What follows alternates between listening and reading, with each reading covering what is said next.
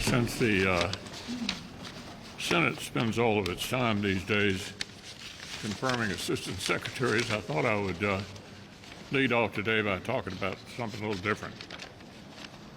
I had Secretary General Stoltenberg from NATO in my office this morning, along with some other colleagues, giving an update on the latest in the European theater. Some of the good news is he hopes and expects Sweden will be admitted at the Vilnius meeting in early July. He says the Germans are likely to hit 2% of their GDP for defense soon. He also feels that there's an Asian component, and he's invited Japan, South Korea to come to the NATO meeting in Vilnius in early July.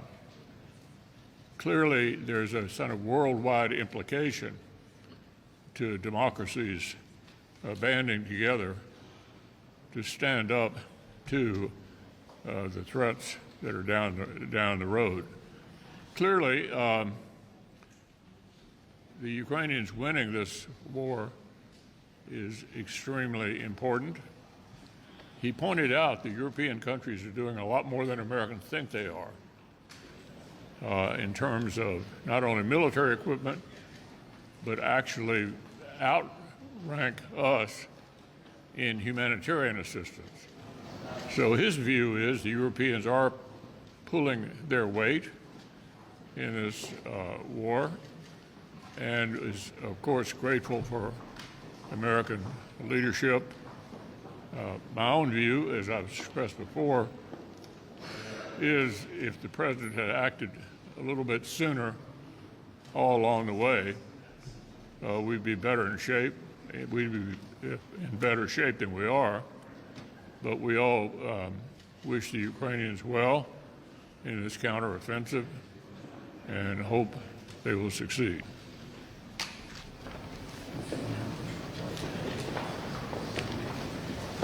Last week I talked about Julie Su, who is a nominee to the Department of Labor, Secretary of Labor under President Biden.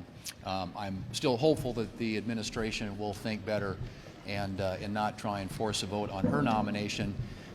This week's bad nominee hit is Jared Bernstein to be chairman of the Council of Economic Advisors. Jared Bernstein is somebody who doesn't have experience or any training, at least, in economics. He'd be the first chairman of that position in its 80-year history. His degree is in music and social welfare, but more importantly than all that is he was the architect of a lot of the big spending sprees that Democrats have embarked upon in the last couple of years. The Inflation Reduction Act, for example, and you know, if you look at what's impacting the American people today, 9 out of 10 Americans are worried about higher prices. In fact, it's the #1 issue for both Democrats and Republicans. He described inflation as transitory. Obviously, as I said, was behind all the big spending that the Democrats have done. He's also come out and said that we ought to pay more, or fossil fuel should cost more for the American people. And that's not at all what we think. We think if you want to drive down costs for the American people, the way to do that is to unleash American energy production, not to have the government spending more and taxing more, but getting government out of the way and allowing the American people to keep more of what they earn.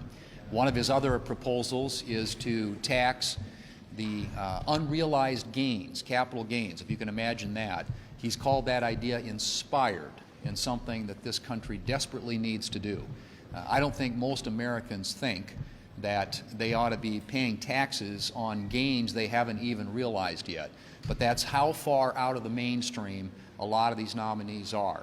And Jared Bernstein is just the latest in that long hit list of the administration's bad nominees that they're putting before the Senate. That vote's coming up here at 2:15. I hope there'll be some right-thinking Democrats who will opt against somebody who is clearly has all the wrong views on energy, the wrong views on inflation, the wrong views on spending, and the wrong views on taxing, and vote in favor of the American people.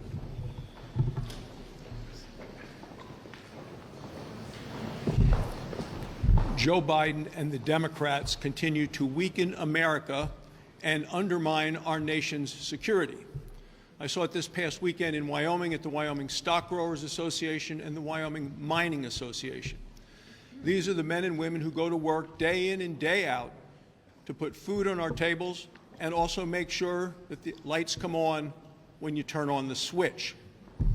They work very hard, and yet their paychecks continue to get eaten away. And as we saw new inflation numbers today, costs continue to go up. $880 per month more the cost of living compared to the day that Joe Biden came into the White House. And it's not surprising given the Democrats' attacks on American energy. You saw the headlines last week that said energy costs would go up this summer. That headline was tied to the fact that Saudi Arabia is cutting production of oil by 1 million barrels a day. And yet Joe Biden continues to kowtow to the climate extremists and blocking the production of American energy. If you talk to any of the ranchers at the Wyoming Stock Growers Association, they will tell you when energy costs go up, the cost of producing food goes up, and the cost at the grocery stores go up as well. At the Wyoming Mining Association, it was very clear that it still takes 10 years to get a permit to mine for the minerals that are critical to our economy. Joe Biden doesn't care, to the point that just this past week, he genuflected again to the climate extremists and permanently shut down a mine that produces nickel and copper, minerals critical to our American energy economy. Look, this is the same president that wants every American driving an expensive electric car, and the minerals for those vehicles continues to come from China. So what you've seen here is 1 week in Joe Biden's America. Saudi Arabia pushing Joe Biden aside because they know that he can't do anything and won't do anything in terms of energy production. You see China smiling because Joe Biden is going to make their minerals much more valuable. And you see the American public suffering from higher and higher cost. Republicans have solutions, including a bill of my own, to unleash American energy, to produce more minerals, critical minerals for our economy. That is the way to make our economy as well as our national security stronger. This morning, I and a group of other senators were able to meet with a number of ambassadors that were representing Pacific Island nations. And in that discussion, there was one common theme that kept popping up between the senators and these ambassadors. That common theme was China. And it was the pressures coming from China on those nations. Well, folks, we see China here in the United States and really everywhere around the globe right now. And right now, President Biden is asleep at the wheel. So we can see China and their malign influence in a number of ways. There's just a few I can name off now. One is that China has been aiding and abetting the flow of fentanyl from Mexico up into the United States of America. And we know the scourge that fentanyl is on all of our communities. A second example is that China is purchasing ag land across the United States. And in one specific example, China purchased land surrounding a U.S. military installation.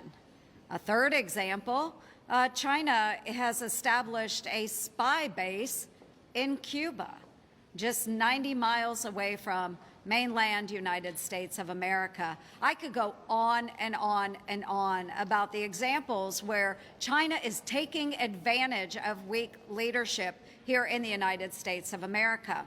All you have to do is take a look at President Joe Biden's national security strategy. In that NSS, President Biden mentions China only 9 times. And yet he mentions climate 63 times. You can see where President Biden's focus is. Not the threat of China, but more on climate and his agenda. So we need strong American leadership, and unfortunately, right now, it's lacking coming out of the White House.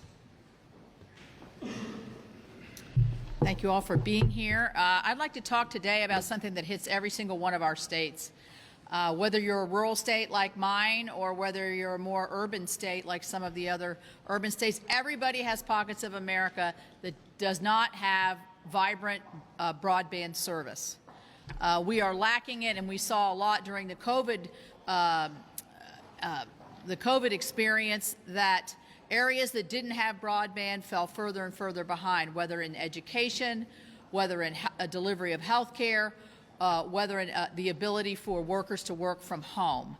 And so the good news is the FCC has completed their exercise on determining which homes and businesses all across this country have either service or have adequate service.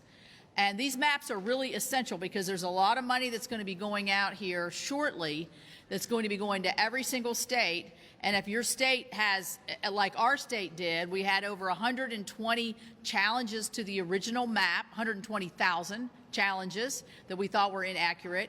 And in reality, the FCC recognized that 80,000 of those 120,000 were actually unserved or underserved areas, which means that the dollars that are coming out that are targeted for unserved and underserved are going to be going to our states. And this is an exceedingly important issue, not just for today, but for tomorrow, in every aspect of our lives. Whether you're in Iowa and you're doing agriculture, you need good broadband. Whether you're in South Dakota, in our states like Kentucky and West Virginia, there is so much that is left undone and left behind because of this lack of broadband service. So as these maps move forward and as the dollars move forward, it is our job to make sure that the opportunity is not squandered, that the goal of which going to every single business and every single residence is fulfilled, and that this nation in its entirety, no matter where you live or how much you make or what kind of equipment you have, that you have the broadband service that you deserve.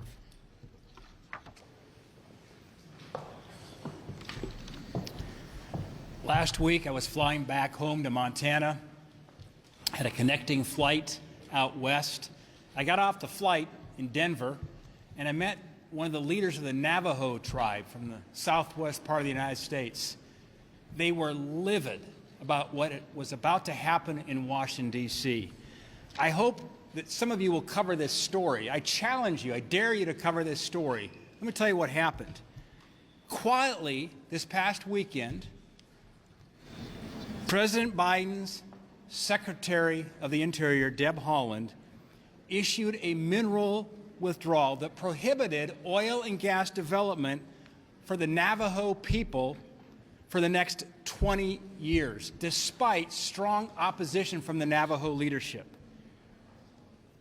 This isn't just another hit to U.S. energy production.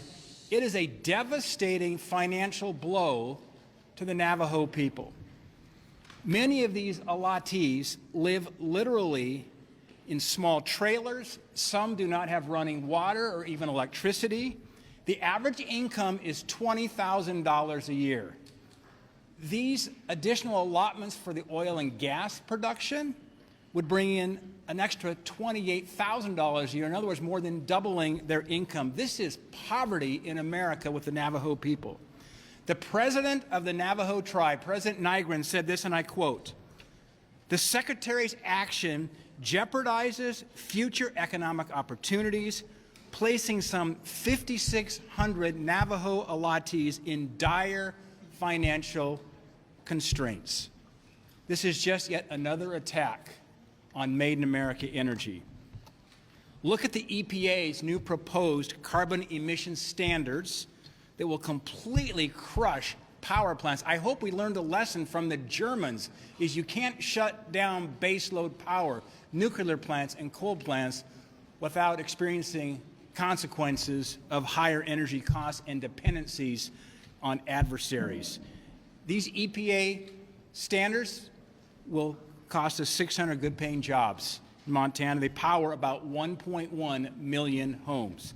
They're heavy-handed, they're anti-energy, they risk grid reliability and raising the price of utility bills for the American people. If we continue down this path of radically, unilaterally shutting down energy production, whether it's Secretary Holland and the Navajo or the Biden's EPA, there'll be a day we do not have enough reliable, affordable power to meet our energy needs, when over the next 25 years, the world will need 50% more energy than it needs today.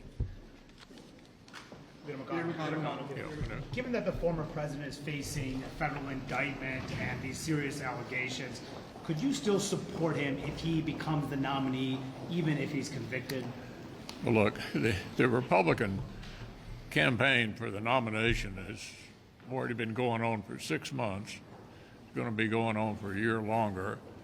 And I'm just simply not going to comment on the candidates. We've got a bunch of them, and I'm just simply going to stay out of it. What about the indictment? The House Appropriations Chairwoman says she's going to mark up the spending bills at the fiscal year 2022 levels. Should the House stick with the debt limit deal spending levels, and could this lead to an impasse over getting the government funded later this year? Well, look, we're going to move forward. The House will allocate the 302Bs. The Senate will as well. And at the end, we'll have to work it out. But it's not totally uncommon for these to be different as they move through the process. And I think that's what's probably going to happen this time. Your reaction to the indictment that we've seen so far as president, of the former president, and did he do something wrong in your view? Look, I simply, as I said earlier, am not going to start commenting on the various candidates we have running for president. There are a lot of them. It's going to be interesting to watch, and I'll look forward to seeing your coverage.